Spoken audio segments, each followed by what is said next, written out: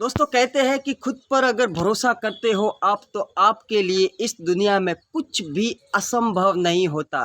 बस शर्त आपको अपने आप पर भरोसा होना चाहिए, खुद पर आपको यकीन होना चाहिए।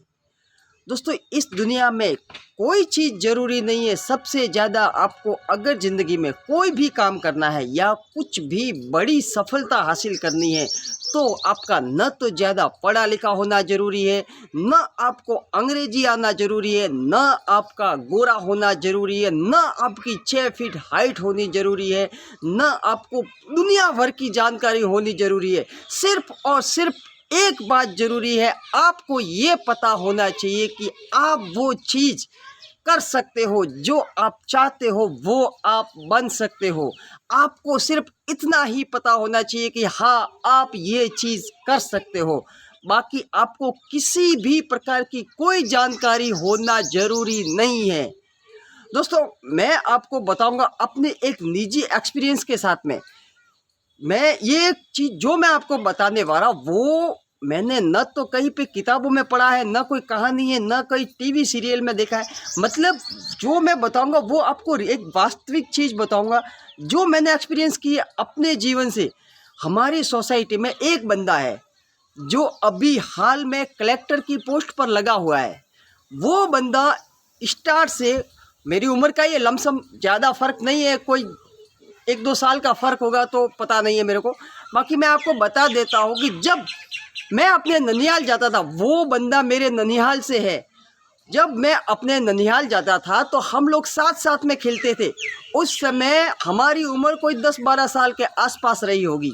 उस समय जब उस बंदे को कोई भी पूछता था कि भैया बड़ा होकर क्या बनोगे, तो वो बंदा सिर्फ एक ही जवाब देता था, बिना सोचे समझे, बिना किसी ना नुकुर के सिर्फ एक ही जवाब, कलेक्टर बनूंगा साहब। सीधा एक ही बात बताता, कलेक्टर बनना है साहब। अरे भाई कलेक्टर क्या होता उस समय उसे ये पता भी नहीं था, फिर भी वो बताता था, बोलता था लोगों को हमेशा कलेक्टर बनना है साहब। कलेक्टर पोस्ट की क्या पावर है, क्या गरिमा है, कुछ भी पता नहीं था। उस समय हमारे हाथों में न तो मोबाइल था, न कोई इतनी टेक्नोलॉजी थी, कुछ भी नहीं। ये बात कर रहा हूँ मैं आज से 1995 94 95 की। हाँ, उस समय इतनी टेक्नोलॉजी नहीं थी, हम लोग कंचे खेलते थे वगैरह उस तरीके से। बाकी फिर भी उस दौरान उस लड़के को जब पूछता था कोई भी हमारा रिलेशन वाला कि भैया आप क्या करोगे बड़े होकर, तो सीधा बताता था कलेक्टर बनूंगा। उनको वास्तव में कुछ भी पता नहीं था कि उन्हें कलेक्टर बनना है। बाकी एक चीज़ थी जो आज मेरी समझ में आ रही है, उन्होंने उस समय अपने दिमाग में ये बात बैठा रखी थी कि उन्हें कलेक्टर बनना है, उन्हें कलेक्टर बनना ही है। जैसे जैसे करके समय निकलता गया वो बंदा बड़ा होता गया, हम सब साथ साथ में ही बड़े हुए। मैं अभी भी जानता हूँ बहुत ही अच्छे, बहुत ज़्यादा इंटेलिजेंट और मस्त आदमी है, अभी वो कलेक्टर की पोस्ट पर लगे हुए हैं। मैं आपको वापस बताना चाहता हूँ उस समय जब हम लोग बड़े हुए साथ साथ में, तो समझदार थे, बहुत इंटेलिजेंट थे, पढ़ाई में बहुत होशियार थे, अव्वल आते थे, हमेशा टॉप नंबर पे आते थे, कई बार मेरिट में भी आ चुके हैं वो लोग।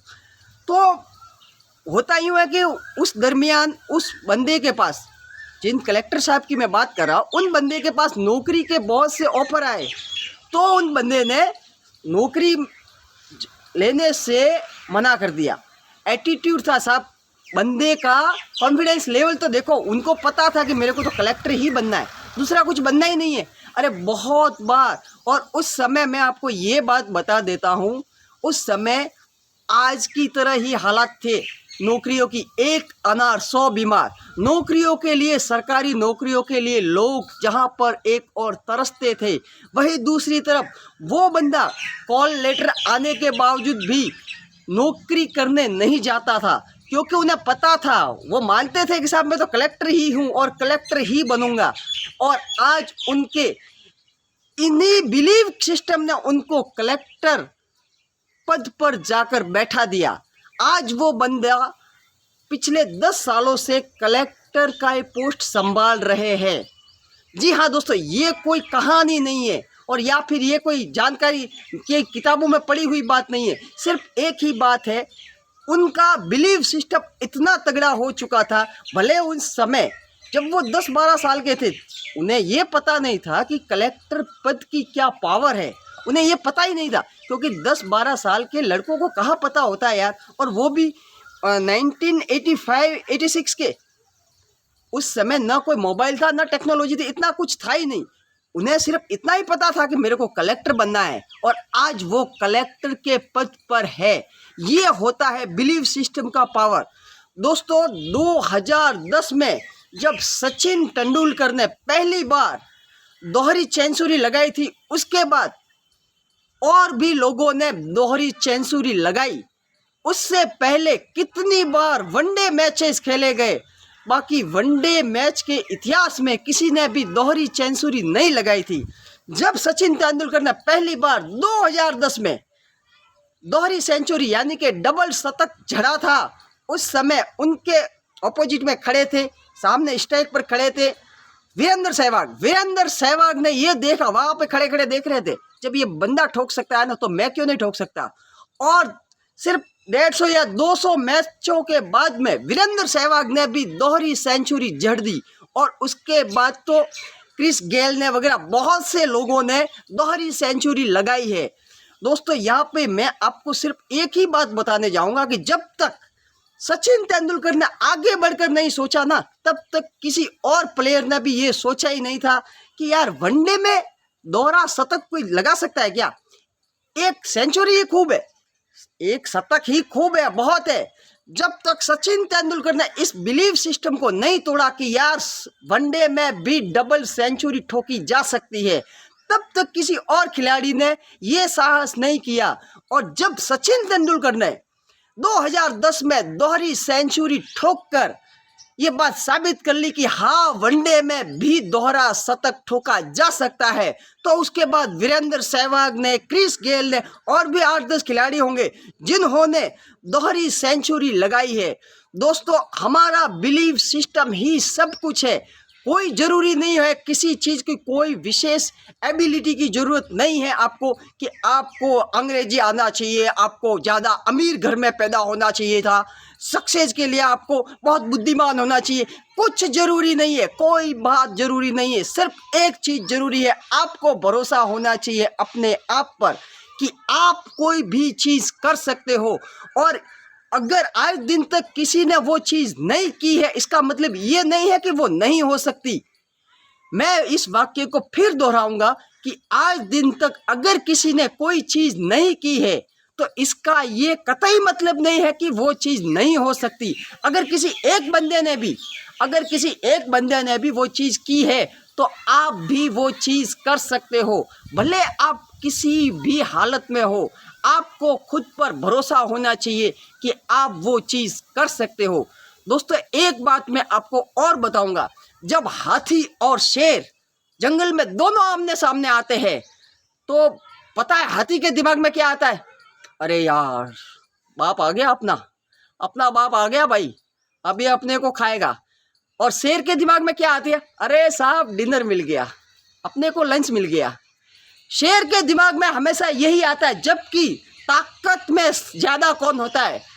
जबकि ज़्यादा ताकतवर कौन होता है? हाथी होता है। अरे वो चाहे तो शेर को यूं सूंड में उठा के अपने से 10 फीट 20 फीट की दूरी पर फेंक सकता है। बाकी बिलीव सिस्टम, शेर ने ये मान लिया है कि मैं इसे मार कर खाऊंगा। वो इसी माइंडसेट के साथ में उसके सामने खड़ा होता है। और जब हाथी जबकि शेर से ज़्यादा पावरफुल है, ज़्यादा बड़ा शरीर है, बलिष्ठ शरीर है, फिर भी हाथी का माइंडसेट ये होता है कि अपना बाप आ गया, ये अपने को पक्का खाएगा। दोस्तों यहाँ पर मैं आपको ये बताऊंगा कि ज़्यादा ताकत मायने नहीं रखती, मायने सिर्फ ये रखता है कि आप खुद के बारे में क्या सोचते हो।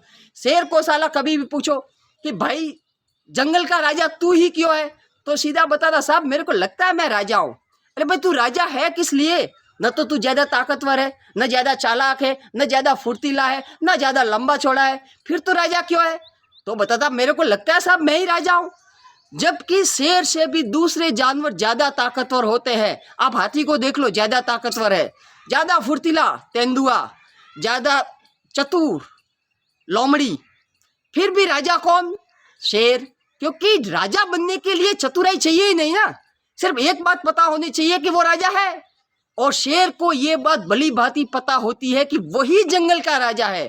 दोस्तों, अगर आपको भी लगता है कि आप वो चीज़ कर सकते हो तो अपने बिलीफ सिस्टम को और मजबूत कीजिए, क्योंकि आपको अगर लगता है कि आप कर सकते हो तो फिर आपको दुनिया की बातों में नहीं आना है। आप जो सोच सकते हो वो आप वास्तव में कर भी सकते हो। अपने आप पर भरोसा होना सबसे ज़्यादा ज़रूरी है। किसी भी दूसरी चीज़ की अपेक्षा आपको ये पता होना ज़रूरी है कि आप उस चीज़ को आसानी से कर सकते हो, क्योंकि यही एक चीज़ है जो आपके अंदर होनी चाहिए। दूसरा आपको कोई ज़रूरत नहीं है आपका ज़्यादा पढ़ा लिखा होना, ज़्यादा आपका पावरफुल होना, ज़्यादा अमीर होना, ज़्यादा गोरा लंबा चौड़ा पतला मोटा, ये सब होना कोई ज़रूरी नहीं है। आपको सिर्फ एक बात पता होनी चाहिए कि आप कर सकते हो। जैसे ही आप अपना ये बिलीफ सिस्टम बदलते हो ना, जब आप अपना बिलीफ सिस्टम बदलते हो ना, तो आपका एटीट्यूड बदल जाता है। और जैसे ही आपका एटीट्यूड बदलता है ना, तब आपके एक्शंस बदल जाते हैं। और जैसे ही आपके एक्शन बदलते हैं ना, तो रिजल्ट अपने आप मिल जाता है। यही फंडा है दोस्तों। धन्यवाद।